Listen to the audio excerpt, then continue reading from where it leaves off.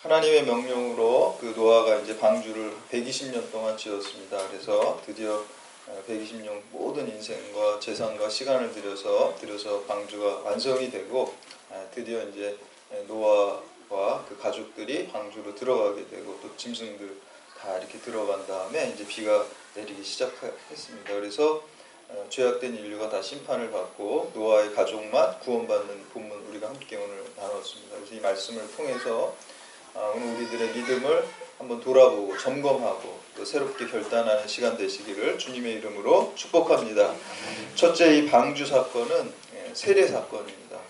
제가 우리 논산에 논산 훈련소가 있잖아요. 육군 훈련소에 교회가 있습니다. 아마 여기 우리 대원들은 거기 아마 훈련 거기서 받으신 것 같아요. 그래서 거기 가면 훈련소에서 이제 가가지고 제가 그 진중 세례식을 여러 목사님들이랑 같이 한 적이 몇 번 있습니다. 근데 거기 예배할 때 세례식 하기 전에 찬양할 때 실로암을 그렇게 좋아하더라고요. 다 웃는 거 보면 실로암을 뭐 대단해요. 젊은 사람들이 한 3,000명 정도가 막 거기 확 부르는데 다 젊은이들이 남자들이 막 우렁차고요. 막 율동도 하고 그리고 거기 이제 군목 목사님이 여러분들 일주일 동안 실로암 부르려고 기다리셨죠? 그러니까 네 그러고 막 완전 너무너무 대단하더라고요. 그리고 뭐 아주 먼 옛날인가 그것도 굉장히 또 좋아하는 것 같아요. 막 그런 찬양을 듣고 그리고 이제 진중 세례를 이렇게 줬어요. 근데 이제 물론 그 세례 받는 그 젊은이들 가운데 간식 때문에 나오는 친구들도 있어요. 간식 때문에 뭐 이렇게 나오고 그러는데 되게 그런 일이 어떻게 있을 수 있겠냐 여기 이렇게 생각하시겠지만 그런 일이 있습니다. 거기 군대에는 그게 있습니다. 그래서 간식 때문에 세례 받고 막 그러더라고요. 근데 세례를 제가 이렇게 주면서 어떤 친구는 정말 눈물을 촉촉촉 흘리면서 무릎 꿇고 세례를 받아요. 그럼 저도 은혜를 받아요. 제가 세례를 주면서도 저도 은혜가 되더라고요.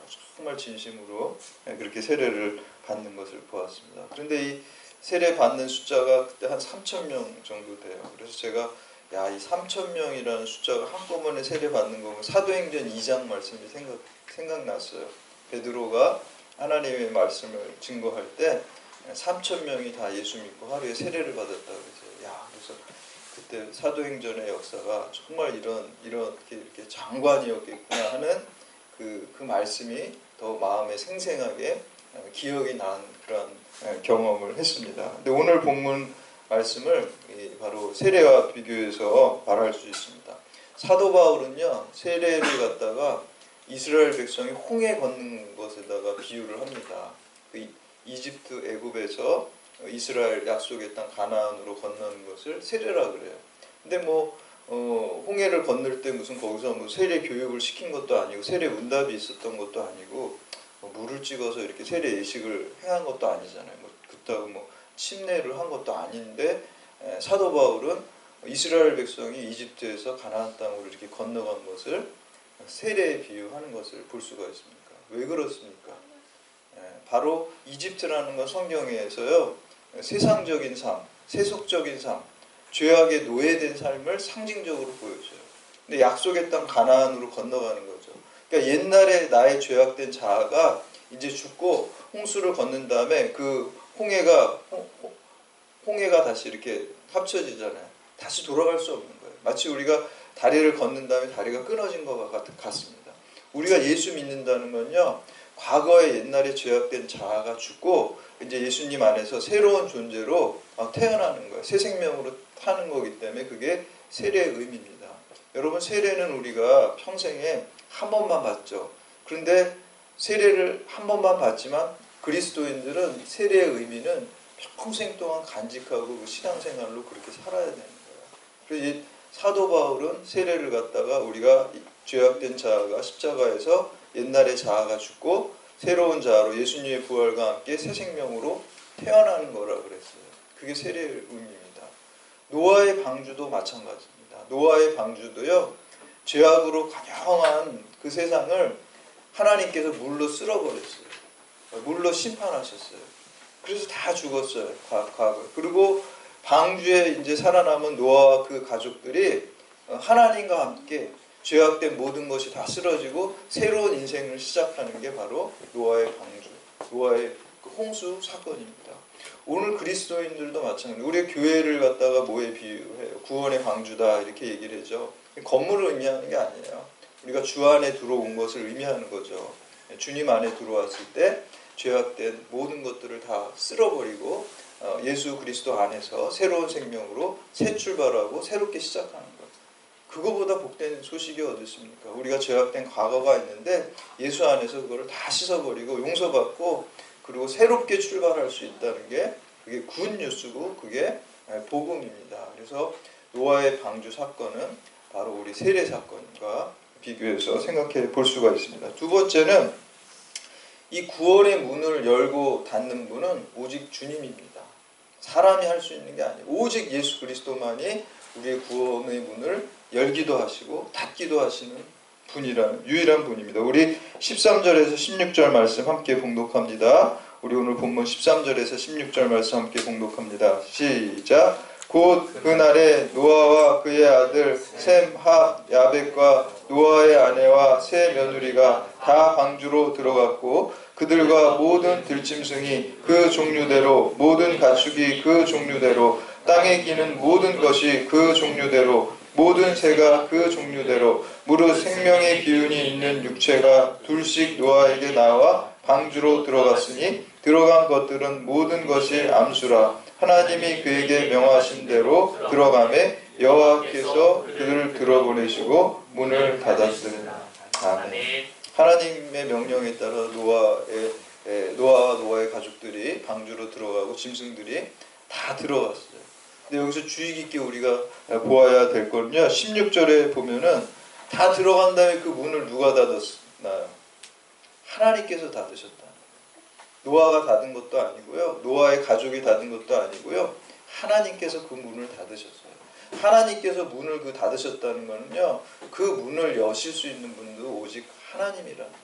여러분 우리 요한계시록에 보면 예수님에 대해서 여러 가지 표현을 사용하고 있는데 요한계시록에 보면 그런 말이 있어요. 우리가 다윗의 열쇠를 가지시니 곧 열면 닫을 사람이 없고 닫으면 열 사람이 없는 그분이라고 그랬어요. 그 문이 뭡니까? 방주의 문이고요. 구원의 문이고 생명의 문이에요. 여러분 주님만이 오직 우리의 구원의 문을 열고 닫을 수 있어요. 우리가 인생을 살아가면서도 여러 가지 문을 열어야 될 때가 많이 있죠. 인사 문제, 인사의 문을 열어달라고 그러고 또 아이를 못 가지신 또 분들은 우리 태의 문을 열어달라고 그러고 또 관계가 깨진 사람은 관계의 문을 열어달라고 그러고 마음의 문을 열어달라고 그러고 치유의 문을 열어달라고 기도를 하잖아요. 그 문을 여시는 분은 오직 주님이 하신다는 거예요. 아멘. 그렇기 때문에 우리가 인생 살아가면서 뭐 이렇게 높은 사람, 지위 있는 사람 또 그런 사람들한테 잘 보여서 그 문을 열어보려고 해결하려고 노력하는 게 그게 잘못됐다는 거예요. 도울 힘이 없는 사람들을 의지하지 말고 오직 그 문을 여시는 주님만 의지하고 기도하시는 여러분들 다 되시기를 주님의 이름으로 축복합니다. 오늘 17절 말씀 우리가 보시면 홍수가 땅에 40일 동안 계속된지라 40일 동안 홍수가 비가 내린 기간은 40일이에요. 40일 동안 내렸습니다. 40일 동안 쉬지 않고 이렇게 계속 쏟아질 수는 없거든요. 사실은. 근데 오늘 말씀에 보면 그렇게 40일 동안 쏟아졌다고 나오고 물이 많아져 방주가 땅에서 떠올랐다라고 말씀하고 있습니다. 근데 이 방주가 우리가 지난 시간에 살펴본 것처럼 히브리어로 방주가 뭐라 그랬습니까? 테바라 그랬죠. 테바의 특징은 동력 장치가 없어요. 보통 배는 다 동력 장치가 있잖아요.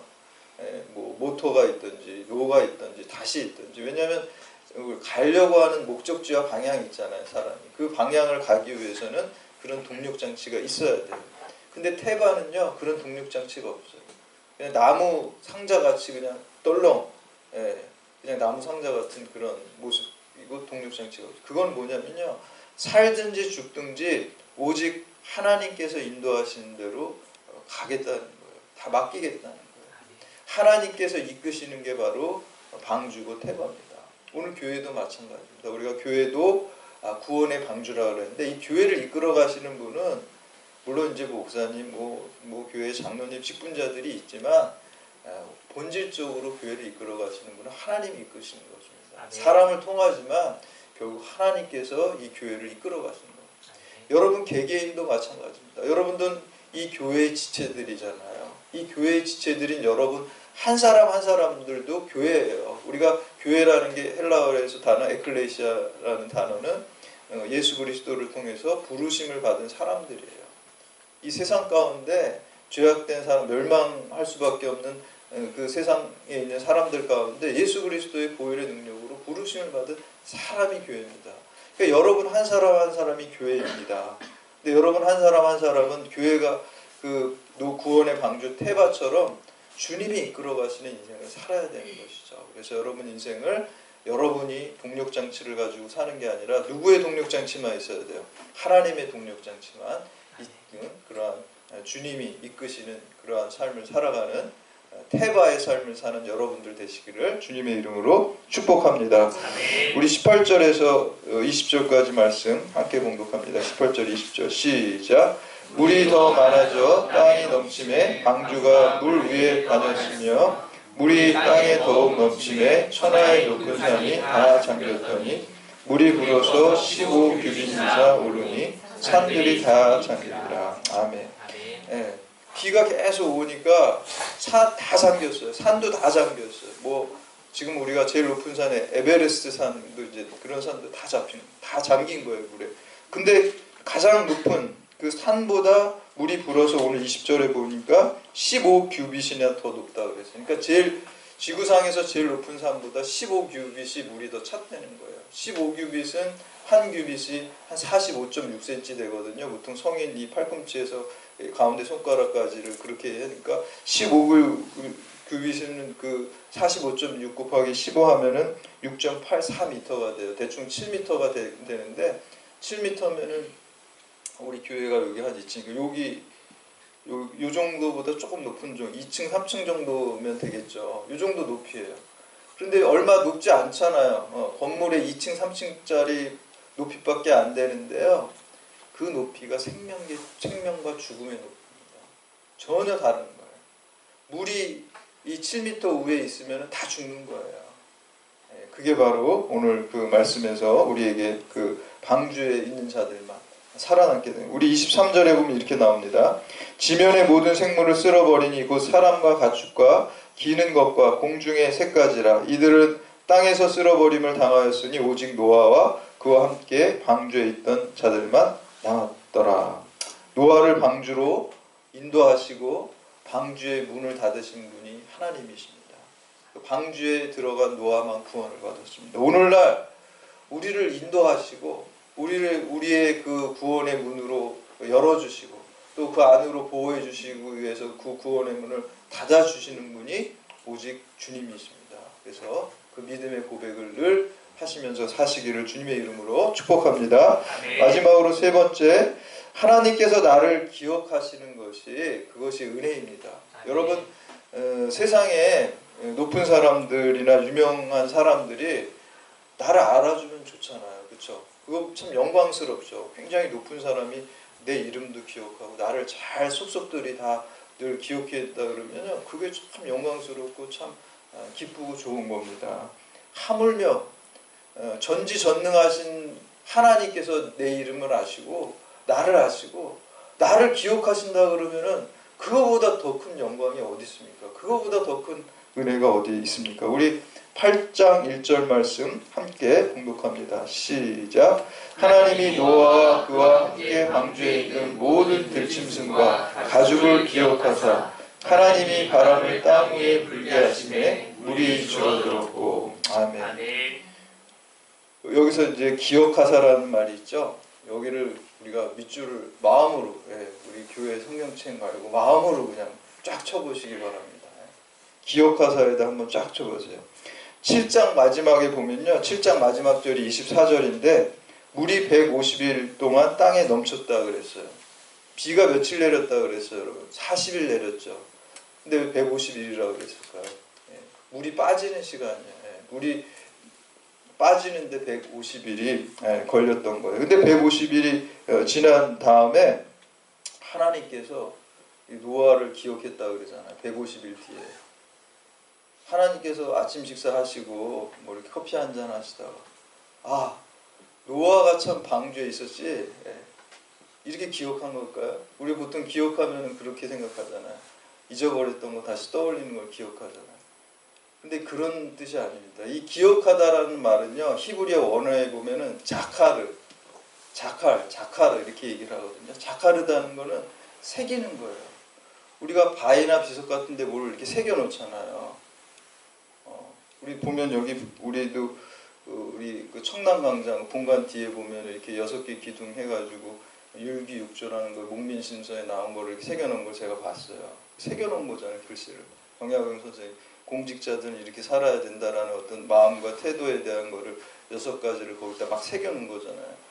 근데 그 기둥에다가 그 비석 같은 데서 새겨놓는 거는 마음의 색이라는 거예요, 사실은. 여러분, 하나님께서 노아를 기억했다는 거는요, 그 비석에다가 그 글씨를 새겨 정과 끌로 새겨 넣는 것 같이 노아에게 한 약속을 하나님께서 마음의 심장에, 하나님의 심장에다가 그걸 다 새겨놓은, 그게 자카르예요. 그게 기억하세요. 하나님께서 노아를 노아는요, 하나님께서 주신 약속을 사람이니까 잊어버릴 수가 있어요. 그걸 계속 생각하는 건 아니잖아요. 뭐 바쁜 생활을 하다 보면 하나님이 주신 약속 잊어버리기도 하고요. 잠잘 때는 의식이 없어서 그거를 기억하지도 못해요.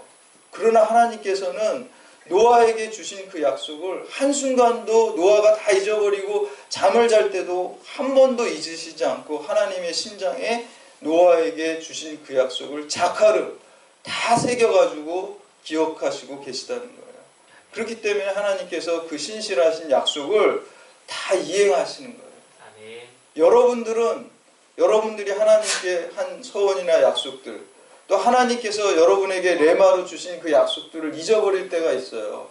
놓치고 살 때가 있어요. 잠잘 때는 의식도 못하고 살아요. 바쁠 때는 그거 생각도 못하고 살아요. 그러나 하나님께서는 우리에게 주신 약속, 우리가 하나님께 드린 서원의 약속들을 하나님의 심장에 끈과 점으로 다 새겨놓고 한순간도 졸지도 않고 주무시지도 않고 그 약속을 기억하신다.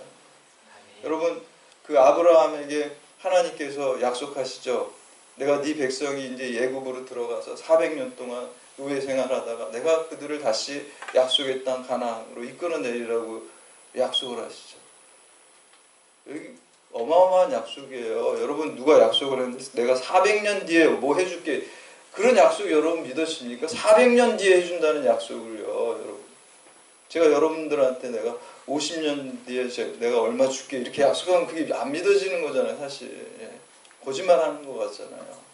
400년 뒤에 다시 내가 네 백성을 아브라함에게 끌어낸다고 약속하셨어요. 근데 출애굽기 2장 24절에 보면 이렇게 나옵니다.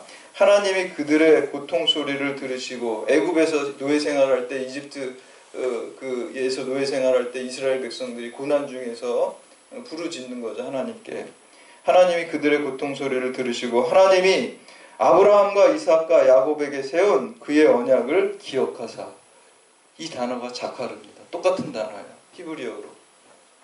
그러니까 노아를 150일 뒤에 기억하는 그 자카르, 그리고 400년이 지난 다음에 하나님께서 기억하사 자카르. 400년이 지나가지고 이스라엘 백성들이 부르짖으니까 아브라함에게 400년 전에 하셨던 그 약속이, 아, 그때 아브라함에게 내가 그 약속을 했었지, 그러고 기억한 게 아니라는 거예요. 하나님은 400년 동안 한순간도 아브라함에게 주신 약속을 잊지 않고 하나님의 심장에 자카르로 새겨놓으시고 그 기억을 하시고 그것을 약속을 신실하게 이행하셨습니다. 여러분, 그렇기 때문에 우리가 하나님이 주신 약속에 인생을 걸고 생명을 걸 수 있는 거예요. 만약에 하나님 뜻대로 우리가 하나님 말씀을 쫓아서 하나님 약속을 쫓아서 살았는데 나중에 하나님 앞에 갔을 때 아유, 내가 그거 약속한 거 다 잊어버렸다. 그럼 큰일 나는 거잖아요. 그러나 하나님께서는 우리에게 주신 약속들을 자카르로 다 새겨 놓으시고 한순간도 그것을 놓치지 않고 기억하시기 때문에 신실하게 그 약속대로 이행해 주실 줄 믿습니다. 아멘. 저는 목사가 되겠다고 3번 서원하고 목사가 됐어요. 한 번만 하면 되는데 서원이라는 건 하나님께 약속하는 거잖아요. 그렇죠? 5살 때 한 번 했고 초등학교 6학년 때 한 번 했고 그리고 고등학교 2학년 겨울방학 때 했어요. 근데 5살 때 뭘 알겠냐면 제가 그게 부흥회 다녔어요. 신영균 목사님이라고 지금 그분은 돌아가셨는데 부흥사예요. 그래서 방배역에 있는 성민교회를 창립한 목사님인데 그 목사님 부흥회 가서 이렇게 은혜 받고 막 좀 코미디언 같이 그분은 막 여기서 뛰고 막 물도 막 마시고 근데 집에 와서 저는 그런 거 흉내냈어요. 예. 그래서 요즘 아이들은 아이돌 흉내내고 그러는데 저는 부흥사 흉내내면서 이제 부흥사 된다 그랬는데 제가 지금 생각해 보면 제 성격이 막 그 목사님처럼 그 목사님 막 물도 막 뿌리고 그러더라고요 여기다가. 근데 그런 거 잘 못하니까 그래서 그때 그런 소원을 했는데 부흥사는 좀 안 되겠다. 근데 지금 시대가 바뀌었더라고요. 제가 보니까 몇십 년 지나니까 이제 그렇게 부흥회하는 게 아니라 조용히 해도 다 부흥회를 다니더라고요. 그래서 좀 시대가 많이 이제 바뀌어서 혹시 할 수도 있겠구나 하는 생각이 들어요. 왜냐하면 이제 상황이 막 바뀌어 버렸잖아요. 그때는 몰랐는데 그때 부흥사님들은 그렇지 않았어요. 되게 그냥 액티브하고 되게 막 이렇게 했는데 지금 많이 그렇게 소원을 하고 이제 그 사도 바울처럼 내 인생을 다 주님의 재단에 드리겠습니다 이렇게 소원했어요. 그래서 할아버지 아버님 이제 감리교 장로님이시니까 감리교 신학대학에 입학을 했어요. 서대문에 있는데 거기서 입학을 했는데 거기 자유주의 신학이에요. 성경으로부터 자유롭고 다 모든 전통과 관습으로도 자유롭고 자유주의 세력을 쭉 다주면서 의심을 다 하기 시작했어요. 내가 기독교인이 된 거는 내가 기독교 가정에 태어나서 이렇게 된 거지 내가 무슨 불교 가정에 태어났으면 불자 됐을 거고 저 이슬람 국가에 태어났으면 이슬람 알라신을 믿는 사람이 됐을 것이다. 다 이렇게 이제 그런 것들을 생각하면서 우리 의식이 삶을 결정하는 게 아니라 삶과 환경이 나의 의식을 결정한다. 그래서 의심하면서 회의하면서 무신론에 빠졌어요. 무신론에 빠지니까 저는 제 인생은 한 가지밖에 한 게 없어요. 5살 때부터 목사 되겠다는 것밖에 없었거든요. 목사 되겠다밖에 없었는데 그게 깨진 거예요. 하나님 이제 안 믿고 안 믿어지니까 살 수가 없는 거죠. 자살하고 싶어가지고 자살하려고 그랬는데 그것도 겁나더라고요. 자살하는 것도 용기가 있어야 돼. 자살할 용기는 없고. 그러니까 그냥 사는 거예요. 자살할 용기가 없어서 사는 거예요. 그냥 살려고 사는 게. 너무너무 힘들고 잠, 불면증, 현기증, 구토증 이런 게 맨날 있었어요. 그래서 제가 학교 다닐 때도 그 충정로 2호선에서 건대 입구 집이 있는데 거기서 한 번에 오질 못했어요.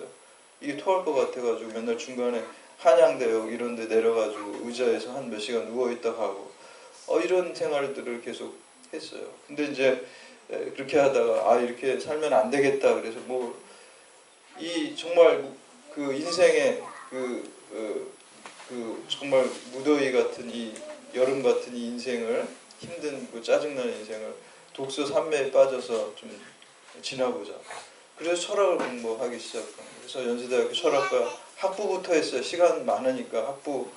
그때 사실 오히려 다 이제 하나님 잊어버리고요. 소원 다 잊어버리고 철학을 공부하니까요. 이게 지적인 만족이라는 게요. 다 잊어버리니까 너무 기뻐요. 즐거워요. 행복했어요. 철학 공부하면서 학부 또 석사 또 이제 석박사 과정 이렇게 들어가서 공부하는데 저는 하나님의 약속을 서원을 3번 한 걸 다 잊어버렸어요. 근데 문제는 누가 그걸 기억하나?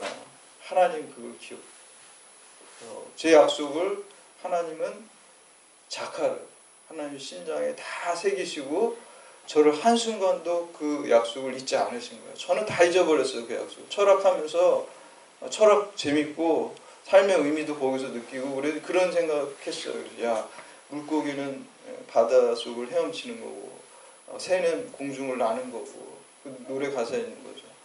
나는 철학을 하는구나. 철학으로 해서 태어났구나. 이렇게 생각하면서 다 잊어버리고 하나님 약속 다 잊어버리고 사는데 여러 가지 건강 그런 문제를 하나님이 이제 치시는 거죠. 기억하셔서. 그래서 다시 이제 목회 자리도 구하지도 않았습니다. 사실 다른 사람들은 단독 목회 나가려고 애쓰고 구했다 그러는데 저희는 안수제도가 이제 단독 목회를 해야 되는데 저는 한 번도 구해보지 않았는데 하나님 강권하셔서 자리를 열어주셔서 목회를 나가고 안수받고 다 몸 건강 다 회복시켜 주시고 저는 그걸 다 잊어버렸지만 하나님께서는 그 약속을 하나님의 심장에 새기시고 늘 기억하시고 시선으로 보아주시고 그 약속을 이행하시는 거죠. 여러분 하나님께서 우리를 기억해 주시는 것, 그것이 가장 큰 은혜고 그것이 가장 큰 축복입니다. 여러분, 하나님께서 여러분에게 주신 약속, 그리고 하나님을 향해서 여러분들이 드린 약속을 하나님께서 다 마음에 새기시고 기억하시고 우리를 축복하시는 것을 믿으시기를 바랍니다. 그 약속에 순종함으로써 정말 우리가 그 하나님의 그 크신 은혜, 지금의 나 된 것이 다 하나님의 은혜죠. 그리고 그 은혜에 내가 1000만분의 1, 100만분의 1이라도 갚는 심정으로 하나님의 은혜에 갚는 심정으로 하루하루 살아가시는 여러분들 다 되시기를 주님의 이름으로 축원합니다. 이제